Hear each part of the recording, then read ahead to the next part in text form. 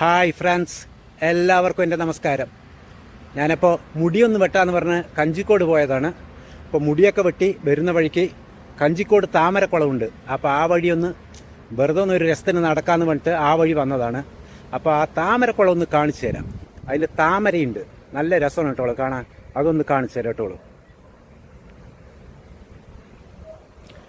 ഇതാണ് കുളം വഴി നടന്നു വരുന്ന വഴി. എന്ത് രസം കേട്ടാ, ഈ വഴിയാണ് നടന്നു വരുന്നത്. കുളം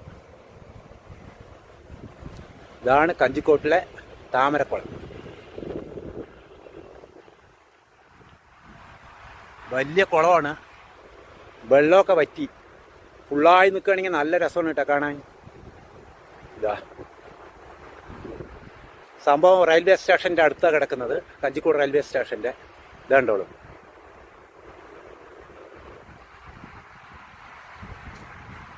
ഇതാണ് വരമ്പ് വഴി.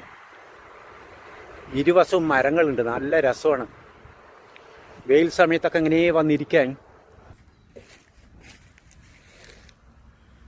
വലിയ താമരയാണ് ഉള്ളൂ, എത്ര വലിയ താമര.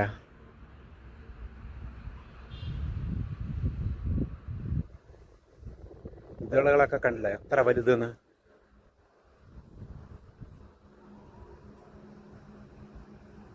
ഹായ് ഫ്രണ്ട്സ്, എല്ലാവർക്കും എൻ്റെ നമസ്കാരം. ഞാനപ്പോൾ വർക്ക് കഴിഞ്ഞിട്ട് കൂടെ വർക്ക് ചെയ്യുന്ന കൂട്ടുകാരൻ്റെ വീട്ടിലേക്ക് ഒന്ന് വന്നാണ്.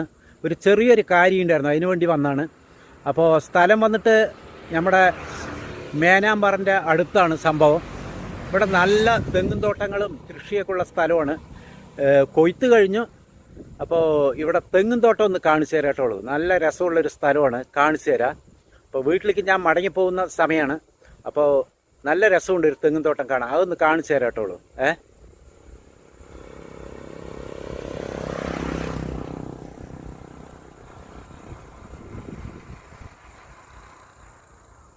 വെള്ളയും കളറൊക്കെ അടിച്ചിട്ട് എന്ത് രസം കണ്ട കാണാൻ. അണ്ണയൊക്കെ കയറാതിരിക്കാൻ വേണ്ടി അടിച്ചിരിക്കുകയാണ് സംഭവം. അണ്ണ കയറി ഇളനീരൊക്കെ ഇട്ട് കുടിക്കുന്ന പറഞ്ഞിട്ട് കളറടിച്ചിരിക്കുകയാണ്. എന്ത് രസം കണ്ട കാണാൻ. നല്ല തോട്ടങ്ങളൊക്കെ ഉള്ള സ്ഥലമാണ്, നല്ല രസമാണ്. കനാലുണ്ട്, വാളയാർന്ന് വെള്ളം വരുന്നതാണ്.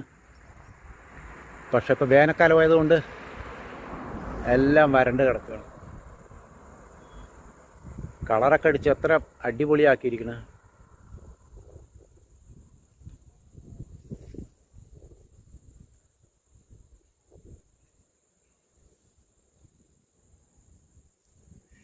செந்தாழும் பூவில் வந்தாடும் தென்றல் என் மீது மோதுதம்மா.